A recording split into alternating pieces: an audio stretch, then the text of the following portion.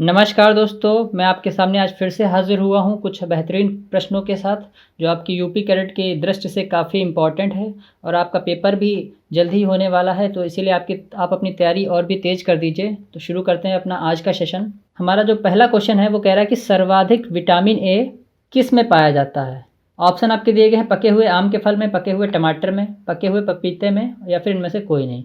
तो आपका जो सबसे ज़्यादा विटामिन ए है वो पके हुए आम के फल में पाया जाता है। याद रखिएगा दोस्तों, कौन सा आम? पका हुआ आम। कच्चे आम में सबसे ज़्यादा विटामिन ए नहीं पाया जाता है। और ये भी पूछा जा सकता है कि कितनी मात्रा में पाया जाता है। तो अगर आम की बात करें हम, तो उसमें पाया जाता है 4800 IU। IU का यहाँ पे मतलब है इंटरनेशनल यूनिट दोस्तों। अब फिर दूसरे नंबर पे आता है पपीता। तो आपको ये दोनों चीज़ें याद रखनी कि सबसे ज़्यादा किस में पाया जाएगा? आम में। और दूसरी जगह किस में पाया जाएगा? पपीते में। पपीते में कितना पाया जाएगा? 20 मतलब 2020। और आयु आपको याद रखना, आयु क्या है? ये इंटरनेशनल यूनिट है। तो मैंने आपको दो चीज़ें बता दी यहाँ से जो कि इंपॉर्टेंट थी एग्जाम के दृष्टि से। अब बढ़ते हैं अपने अगले क्वेश्चन की तरफ। अगला क्वेश्चन देखिए, बहुत इंपॉर्टेंट है और पूछा भी जा चुका है काफ़ी बार। कह रहा है कि हाइड्रोपोनिक्स कहलाता है। तो जहाँ पे भी दोस्तों शब्द आ जाए हाइड्रो, तो इसका मतलब होता है दोस्तों पानी से संबंधित है वो। ठीक है, हाइड्रोपोनिक्स को हम लोग सॉइल लेस कल्चर बोलते हैं। इसका मतलब मैं आपको बताऊंगा क्या होता है। मतलब बिना मृदा के आप फसल उत्पादन कर रहे हैं, बिना मृदा के, मतलब मृदा का उसमें कोई उपयोग नहीं है। वैसे मृदा का काम क्या होता है आप पहले समझिए। मृदा क्या करती है? आपके पौधे को सहारा देती है, ठीक है। उसके बाद जल प्रोवाइड करती है, जल देती है या फिर नमी देती कह सकते हैं। फिर पोषक तत्व देती है साथ ही साथ जल के। तो 3 चीज़ें आपकी मृदा प्रोवाइड करती है।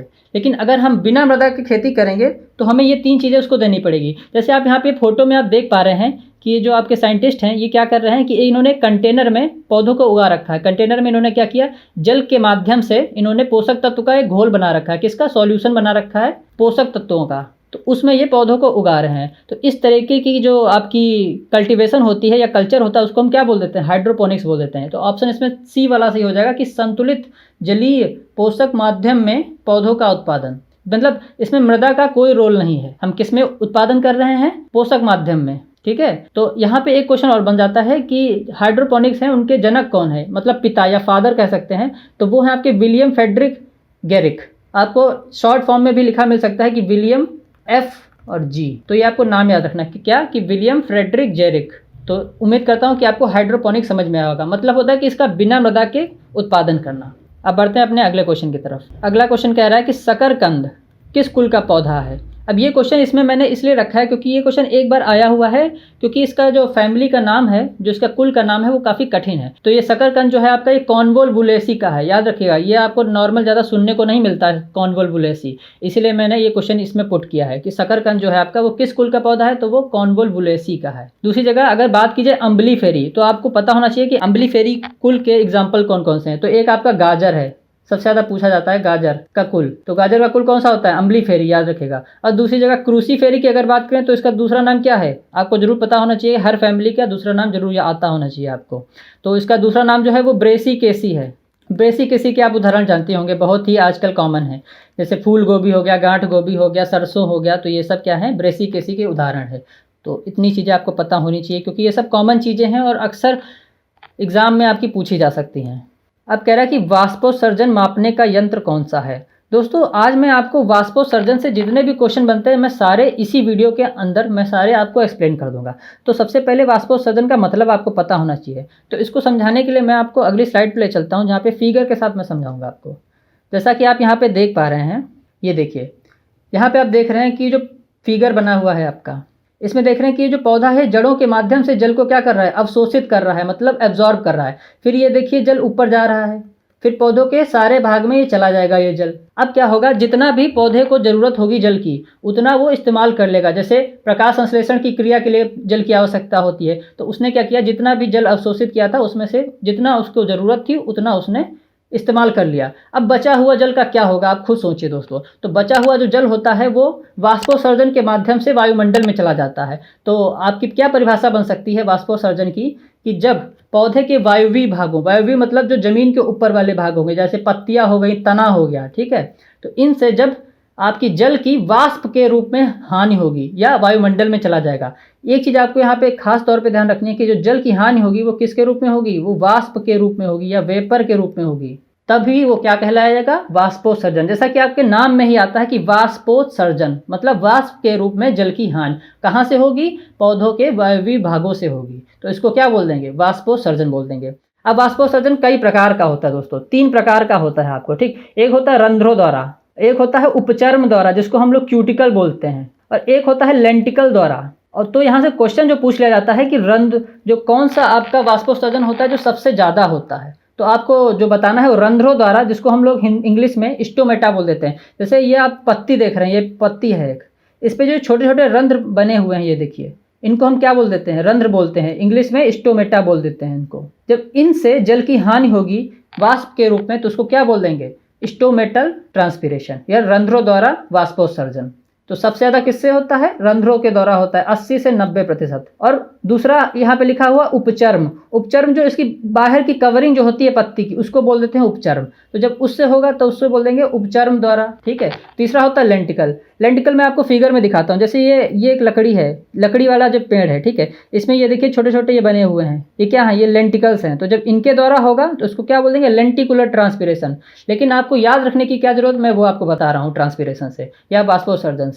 तो आपसे पूछा जा सकता है कि जब जल की हानि होगी वाष्प के रूप में, वाष्प शब्द का प्रयोग जरूर होना चाहिए वरना वो कुछ और हो जाएगा, याद रखिएगा दोस्तों। फिर सबसे ज़्यादा वाष्पोत्सर्जन किसके द्वारा होता है, तो आपको क्या बताना, रंध्रों के द्वारा होता है या स्टोमेटा के द्वारा होता है। अगर आपसे इसका परसेंट पूछ लें तो 80 से 90% किसके द्वारा होता है, रंध्रों के द्वारा होता है। तो उम्मीद है आपको समझ में आया होगा वाष्पोत्सर्जन के बारे में पूरा। अब चलते हैं अपने क्वेश्चन की तरफ। क्वेश्चन कह रहा है आपका कि वाष्पोत्सर्जन मापने का यंत्र है, ऑप्शन दिया गया है पोटोमीटर, मैनोमीटर, टेंसियोमीटर। तो जैसा कि आप ये फोटो में देख पा रहे हैं, इस वाष्पोत्सर्जन हम लोग नापते हैं पोटोमीटर से। तो मैंने आपको आज सारे क्वेश्चन बता दिए हैं वाष्पोत्सर्जन के, जितने भी बन सकते थे, जितने भी आने की उम्मीद थी। और जैसे यहाँ पे एक ऑप्शन दिया गया है मैनोमीटर, तो मैनोमीटर से हम लोग क्या नापते हैं, मूल दाब नापते हैं, याद रखिएगा, मूल दाब। मूल दाब को हम लोग इंग्लिश में रूट प्रेशर बोल देते हैं, मूल मतलब जड़, इतना आप याद रखिएगा। और दूसरी जगह ऑप्शन दिया गया है टेंसियोमीटर, तो टेंसियोमीटर से जो मृदा में नमी होती है उसको नापते हैं, याद रखिएगा इसको खास तौर पर।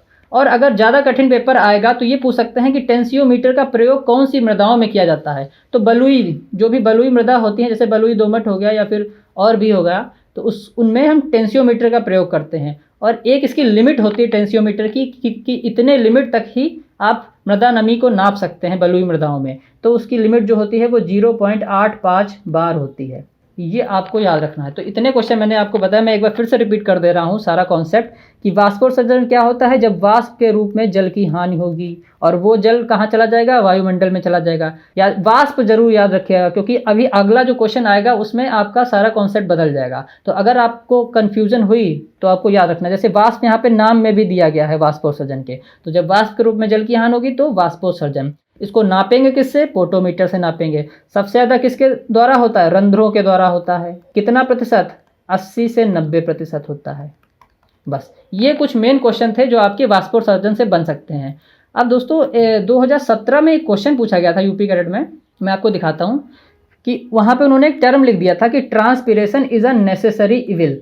इसका मतलब क्या है मैं आपको बताता हूँ कि जो आपका वाष्पोत्सर्जन है वो एक आवश्यक बुराई है। इसका कारण ये है, मैं बताता हूँ। जैसे मान लीजिए आपको मैं वापस उस फोटो पे ले चलता हूँ, जैसे आप यहाँ पे देख रहे हैं कि यहाँ पे जो पौधे हैं वो जल का अवशोषण कर रहे हैं, ठीक है।